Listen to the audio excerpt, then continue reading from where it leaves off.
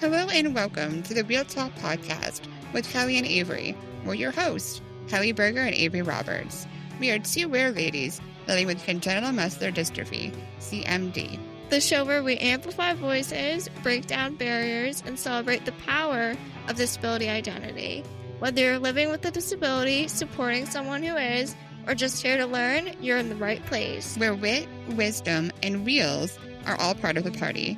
So sit down with us. We're tearing down stereotypes, one reel at a time. It's a front row seat to bold conversations and the thriving disabled lifestyle, and we're ready to get gloriously uncomfortable. Let's get loud, proud, and empowered. Real power, real stories.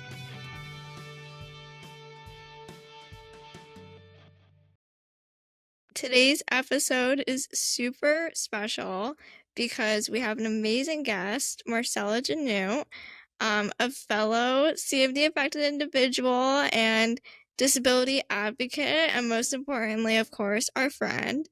We're going to chat about how to navigate college, money, careers, caregiving, all the things, while trying to stay true to your independence. Marcella, we're so pumped to have you here today. To kick things off, can you tell our listeners a little bit about yourself, your journey living with CMD, and your work? Yeah, so my name is Marcella Genut, and I started basically my CMD journey from birth. I was diagnosed pretty close to that, and I was the first kid that my mom had, so it was a whole new world of motherhood and the disability community as well.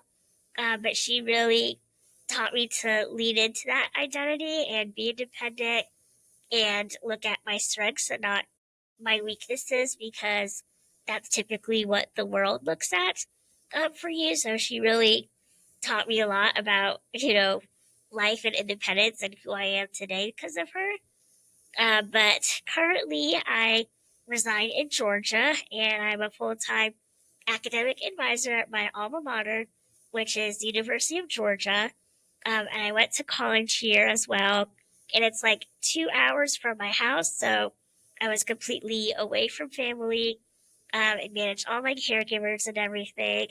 And now I also have my own business called MG College Consulting, where I help high school students and even middle school students with physical disabilities transition to college or post, high school graduation. So I'm huge into advocacy and just getting involved with the disability community. Yeah, just sharing my story. So thanks for having me. Awesome. Beautifully said.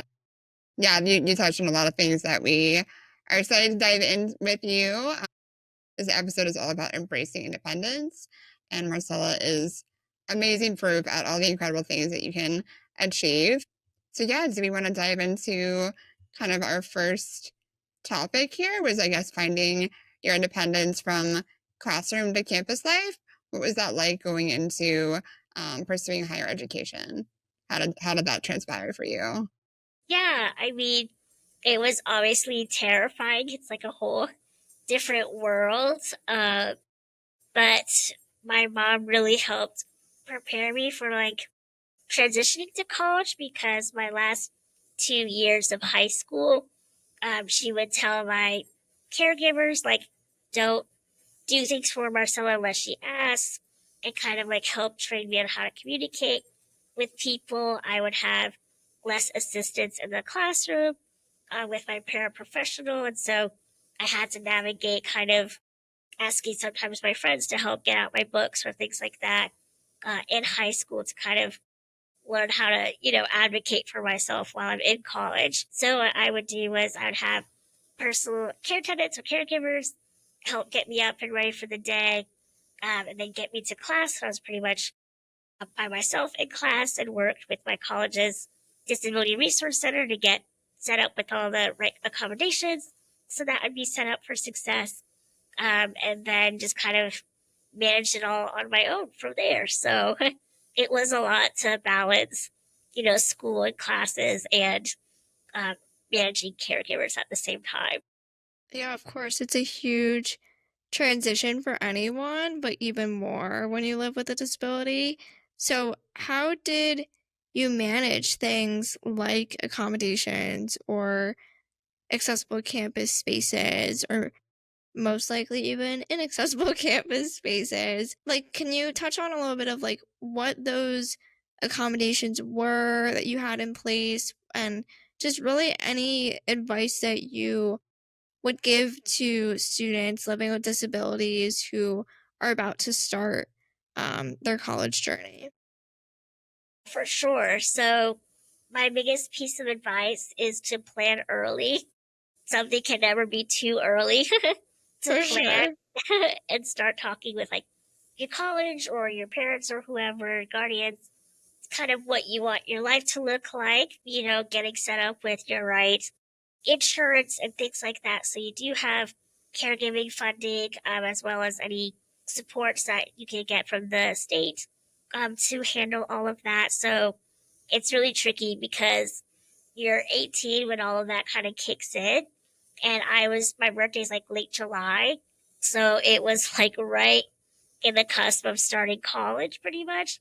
And we knew that it would be way too much to like get that started right then and start college at the same time. So we were able to just try to start all of that process a lot sooner because it is a pretty stressful and long process. So we worked with the Disability Resource Center, and a big part of why I chose my college to go to was because of the resources they have here for students with disabilities. They really were outstanding, and every college that I toured, I also made an appointment with their Disability Resource Center while I was there visiting. So that really helped solidify my choice as well and what I needed to be supported, for, not just classroom success, but also a social life and just college success in general. So I knew kind of what I needed in a dorm room. I didn't know quite exactly what accommodations I needed because going from public education to college, it's very, very different for accommodations.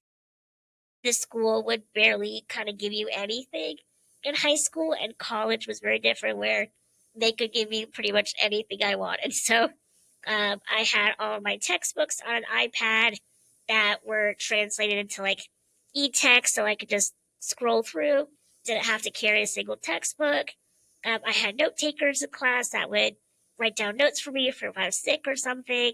I'd have accommodated testing and time extra for that as well.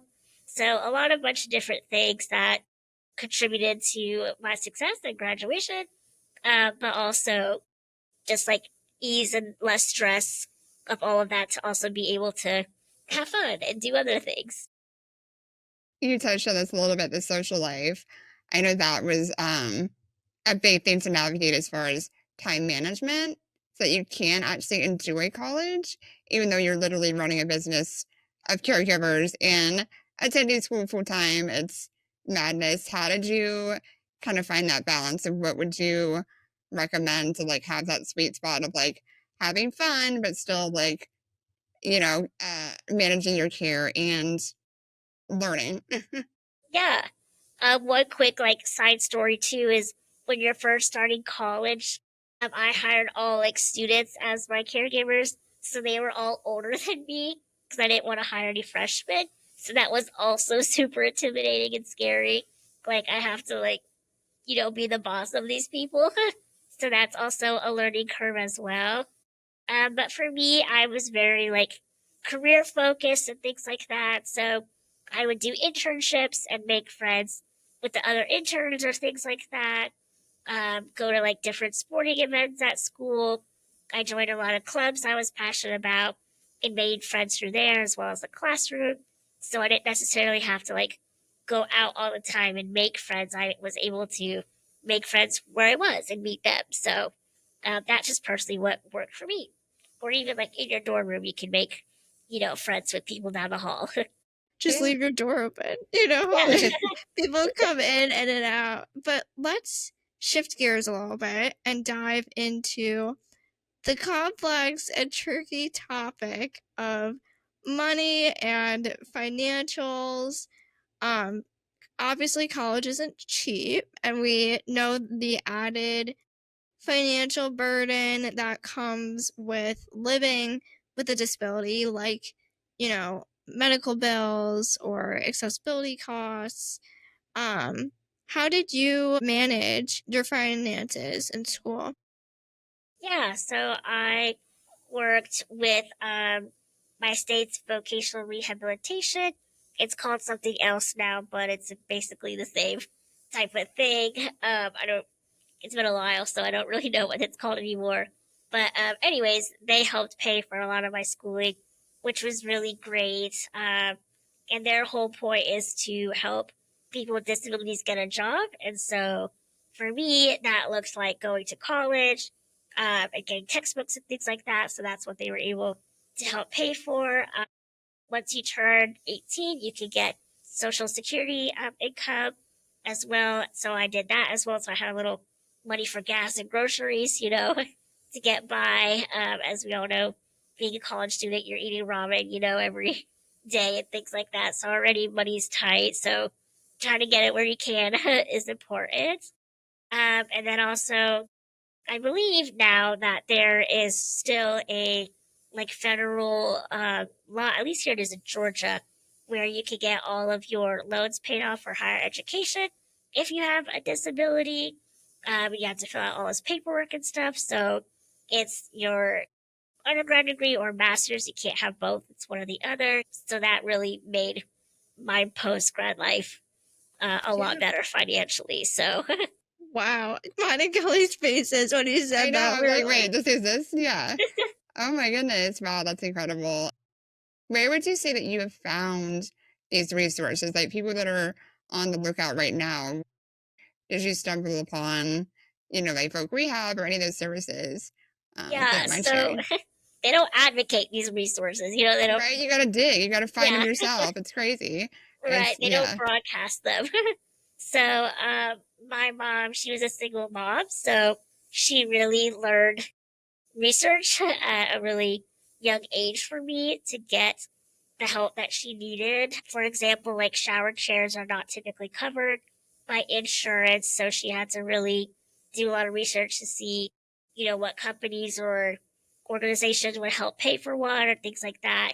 So already we had like that drive of independence and knowing our needs and finding ways to address those needs. And so what's really important too, I wasn't able to go to college if it wasn't for my network of other people with disabilities and other friends and families. And so I think networking is a huge tool for research because you can ask someone older than you or who's been through your shoes and things like that. And they can offer a lot of helpful hints as well. So that, and then just the internet and kind of talking to the right person is also important, and kind of finding a point of contact for kind of each, I guess, organization or whatever, just to be able to talk to someone to get your answers is what I found to be most successful. Yeah, I feel like Yeah. there's no clear roadmap for No. anyone. You're literally just going all these different directions, Exactly. hoping and praying that, something comes through and you're able to get the things that you need. So, wow. Basically, and not giving up. It takes a lot of Yes, fight persistence. for it for sure. Yeah. Definitely have to have that fight in you.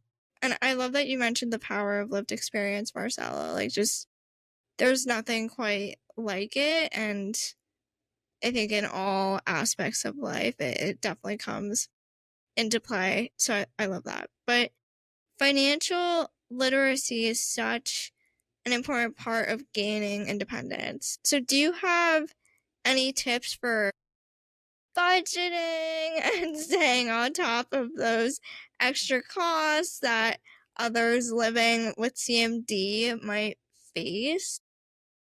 Yeah, I mean, obviously, learning the laws and what you can and can't do is super important. And again, trying to find ways to navigate all of that. Like there's able accounts and things like that now where you can save money. So figuring out ways you can budget and save money. I'm a really organized person, so I love spreadsheets and all those different things. So You said my love language, spreadsheets.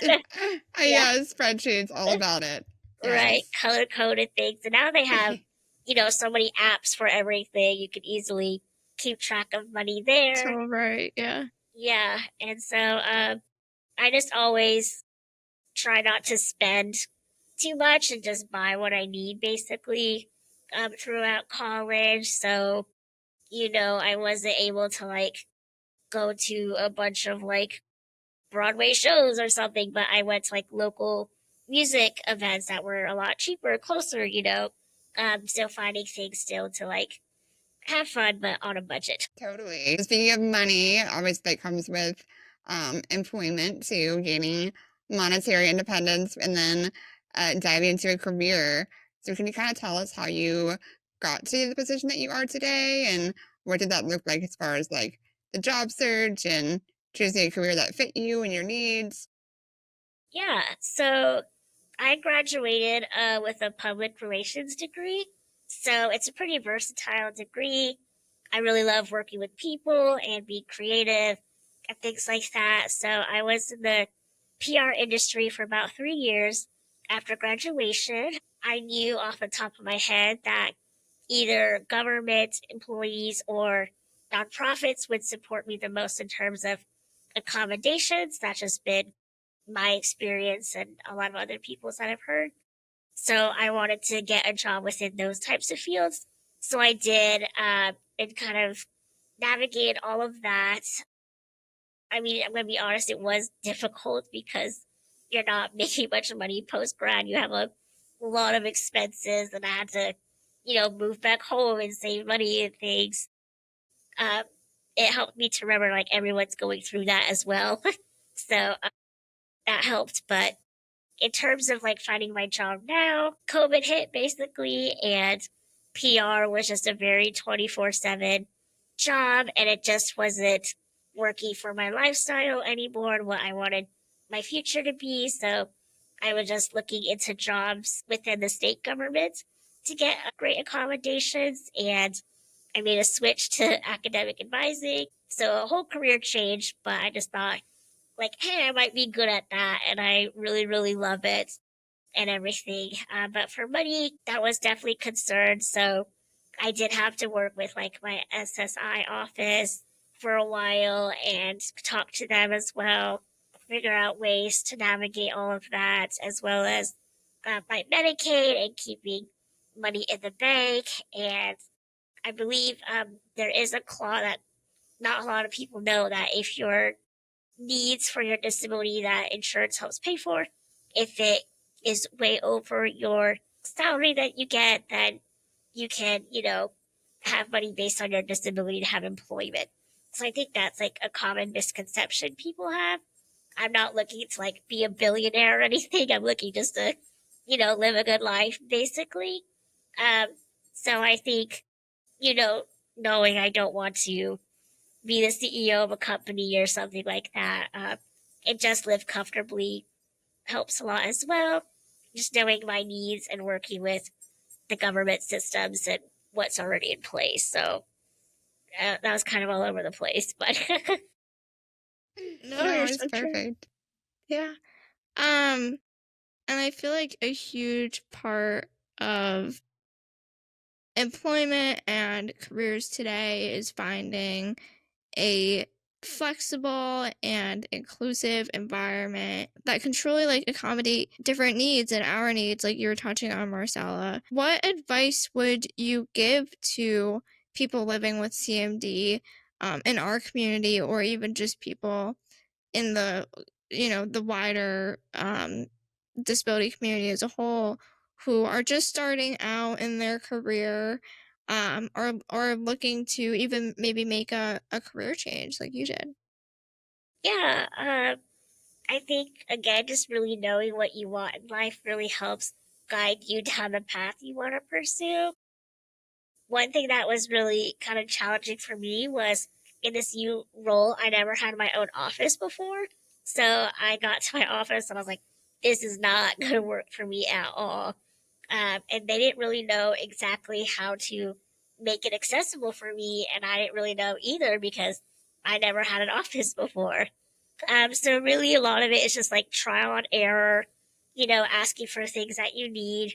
One really cool thing about having CMD and working is that you get to impact a lot of your workplaces just with the people you work with, making them more aware. I've left my buildings with more accessibility than I've ever worked in and get to leave that mark for people that are coming in, which is pretty cool. Um, and so just continually also like advocating and telling your needs.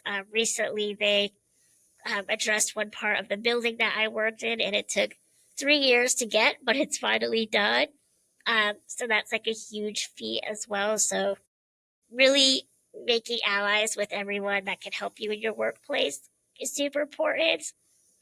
Just so everyone, understands the situation, has your back, and will continue to fight for you, even if you can't, or for future employees and people. So it's definitely possible. It just takes a lot of creative thinking and perseverance for sure. I feel like what you said too, just leaving your mark for a future Marcella.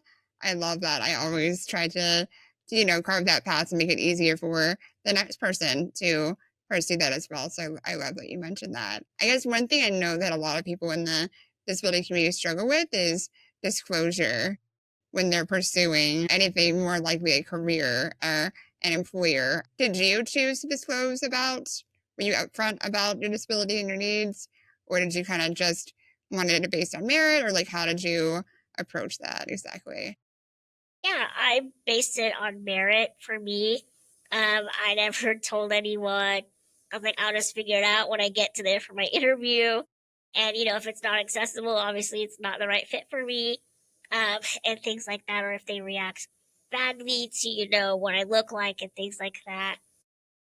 But I know, like, for a lot of my jobs on the job applications, you can disclose that, but the employer doesn't see that. It's just for like demographic purposes.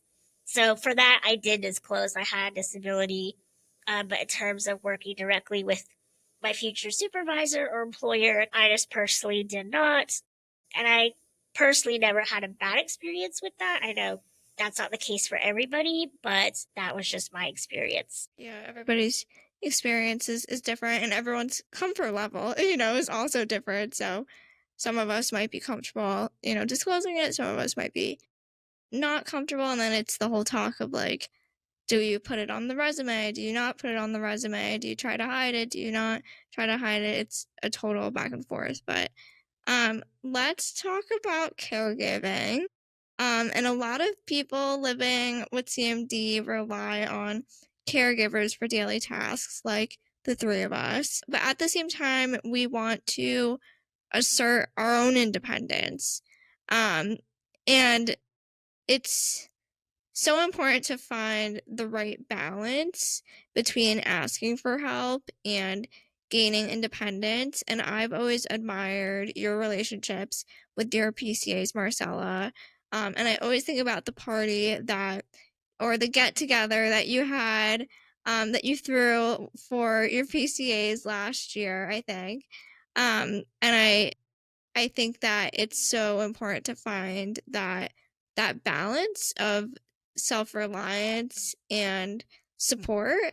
And so how do you navigate that balance during college, or even in the here and now, after like post college, or when you first started living on your own? Yeah, you mentioned my party. That was so much fun. I had like a 10-year, for your listeners if they don't know, PCA reunion of me just being a manager and celebrating the friendships I have with them. I And love that. yeah, it was really fun. And this morning I actually got brunch with one of my first PCAs in college. So I've known her for 10 years now. So it's really fun just to keep in touch with them. Yeah. My approach was, I know a lot of people in the CMD community, just the civil community in general, try not to be friends with their PCAs. And I view it as it's not expectation. If it happens, great. There is a fine line between like, I don't know, expecting too much from your PCA and vice versa, because at the end of the day, it is just a job for them, but also willing to trust them and be a little vulnerable is also important.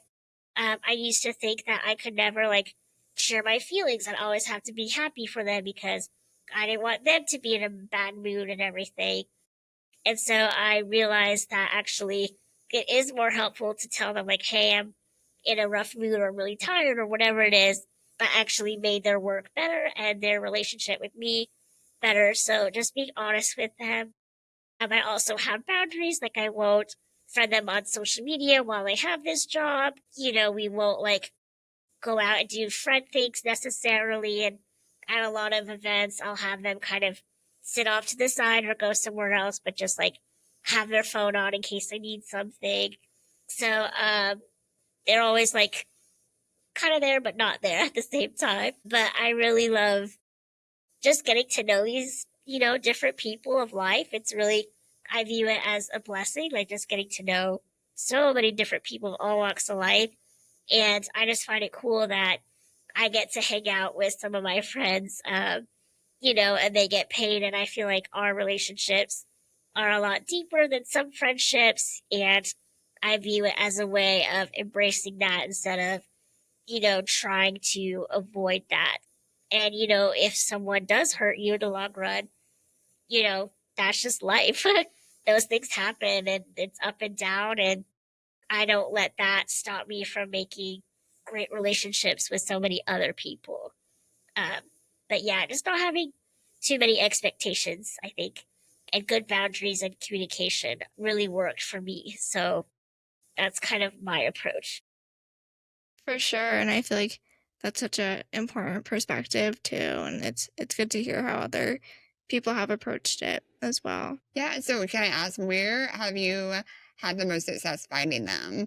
I feel like the biggest hurdle and struggle for a lot of us out there is actually finding the help because they are not always supplied, whether you go with an agency or you're independent. So where have you found the greatest success in finding your long-term, people that help you? Yeah, so this is actually like part of my story and how I got this job too.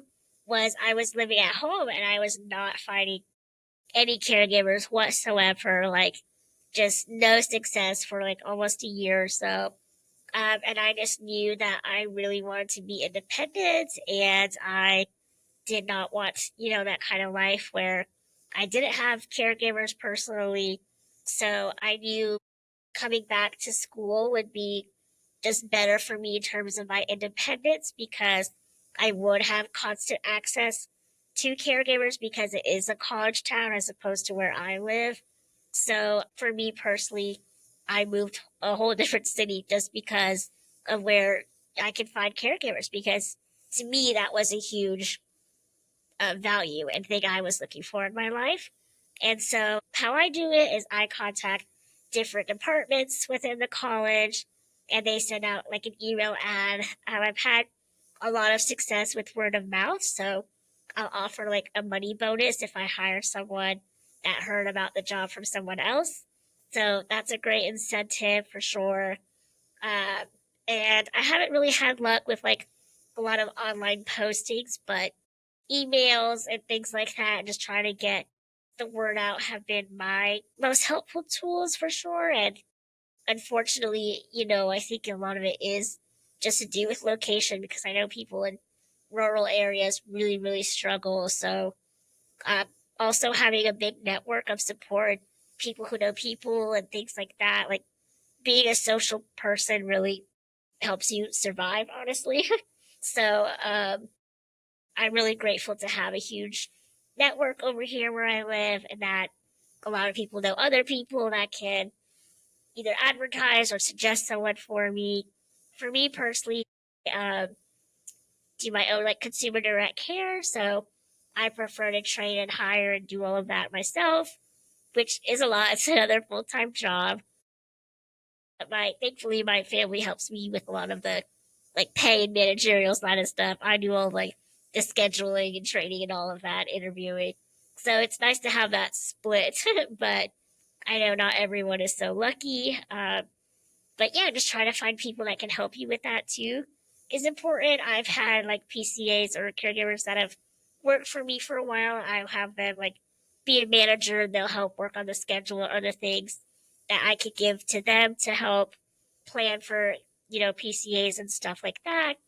Uh, but just like really the college towns, unfortunately though, with college students, it's quite a big turnaround. Like they only work for a couple years and they're gone.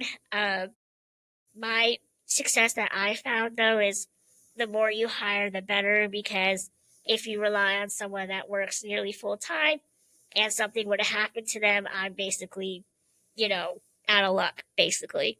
So I found it helpful to have more people that could work less and more part time, just in case if anything were to happen, someone was easily able to cover each other's shifts. So I know everyone has like their own preferences and things like that. I do want like one person or want someone that'll stay a while. So I think making relationships with those people is really important. A lot of my PCAs that did start and were with me their entire college career, we had really close relationships and they were doing the job just because they liked it. They didn't really, needed the money or experience anymore. So just really valuing the person too and just checking in on them and saying, hey, like, what can I do? How are you doing as well? I think we forget to check in on them. And a lot of times my caregivers would be going through really hard things or, and feel like they couldn't bring it up to me. And so being flexible and working with them, like if you need to be off work for like 2 weeks, I'd rather you do that than like call off all the time last minute and things like that. So just being really open with communication has also really worked for me, but it is definitely a tricky thing to navigate and topic. And I just wish that everyone was successful. We are like in a caregiving crisis just as a nation as a whole. So we're all feeling that struggle right now. So, just keep on pushing through is the best advice I could give and, get the word out. For sure. Real, for sure. We're saying the same thing. Yeah. So I was going to ask you, and if you feel comfortable disclosing or not, but mixing finances with PCA care, were you able to get most of your care covered? Or are you still having out-of-pocket expenses with that? Or kind of how do you mix the two financials with the PCA care? Yeah, I'm lucky to have most of it covered through insurance and not out of pocket. That's also because they're college students, so they don't have a ton of experience, yet. So they're not looking for that really high salary quite yet. So that's something to consider about college students too. You could have more hours that way. So thankfully, but I use like out of pocket expenses to like get them a birthday card or a little bonus. Like they go the extra mile. I get them like we have Chick-fil-A here, so Chick-fil-A gift card or, things like that, like a little Christmas bonus and gifts and things like that. So I will try to save money and budget for those things out of my own pocket. I love that. It's the little things, though, for real, that make it and really help hone in on that relationship. So awesome. Good point. Good question, Kelly. One thing we always talk about on this podcast is celebrating our disability identity. So for you, Marcella, how do you see your willpower encouraging others to embrace their identity while navigating all the things we talked about today, the world of college, career, and independence? And so what's been your willpower moment? Yeah, I think for me, MDA summer camp was honestly like a huge willpower for me because that was the only time I was around people like me. And we all just related and had this kind of kindred friendship. And I call all of them like my family and my sisters and everything. And the bonds we share are so special. And honestly, if it weren't for them, I don't think I'd be the person I am today. Just like, learning about different people, different situations, but also seeing that it is possible because there were older kids there too. So I got to talk to them as well.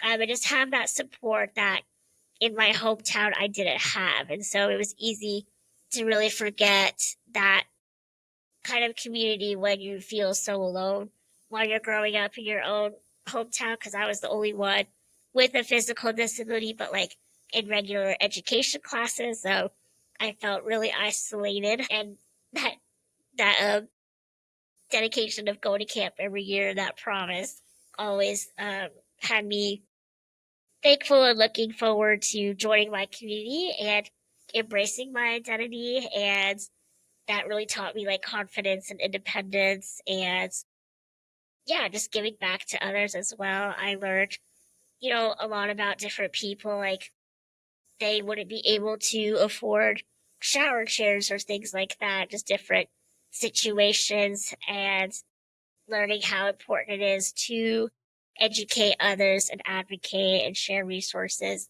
with each other, is something I really value and try to do as well and give back, just because I've had people that in the CMD community or disability community pour into me and help me on my journey. So I really like to show kids and other people it is possible to live the life you want and pursue your dreams, because I think it is something that is not really encouraged a lot. It's really, at least for me, I was constantly told I wouldn't go away to college, and I obviously went quite far away.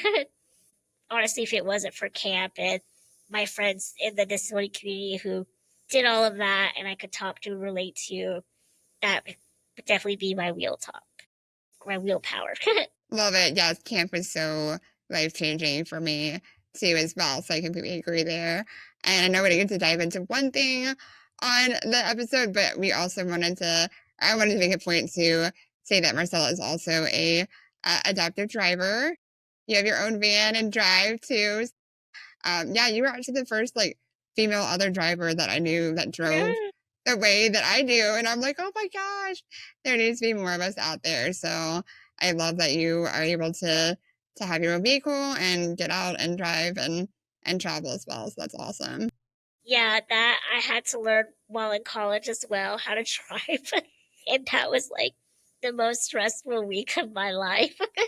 So All the things. yeah, you have so many balls to juggle while in college and doing all the things, and whatever your timeline is, that works for you. But I love driving, and where I live, I'm able to be more independent too in driving.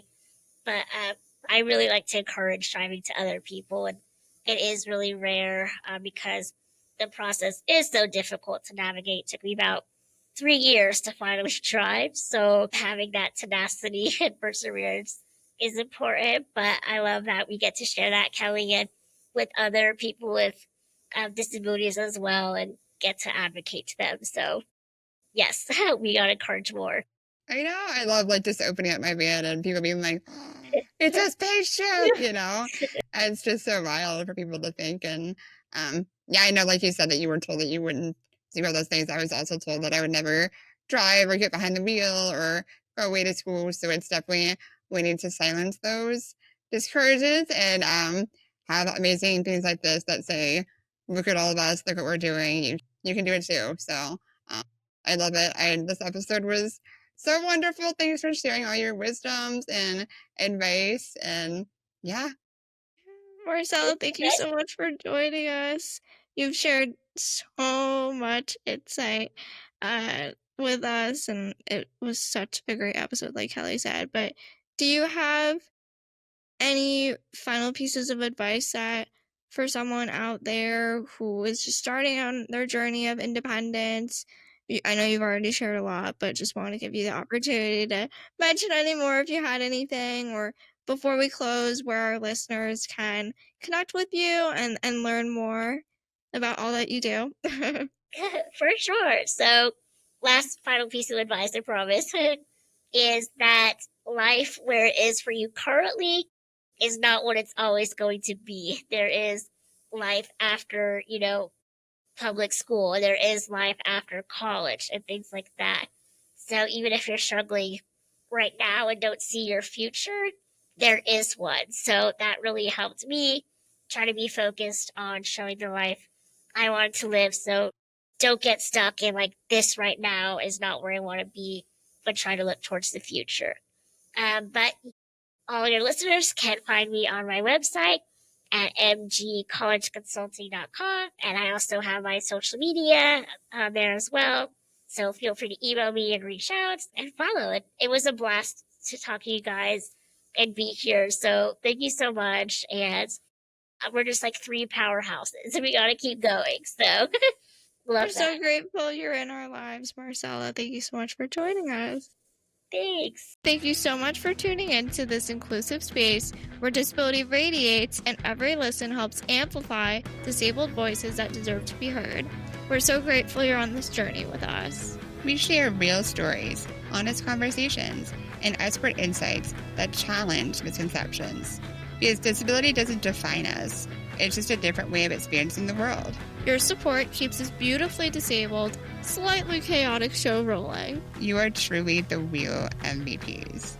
We have power, real stories.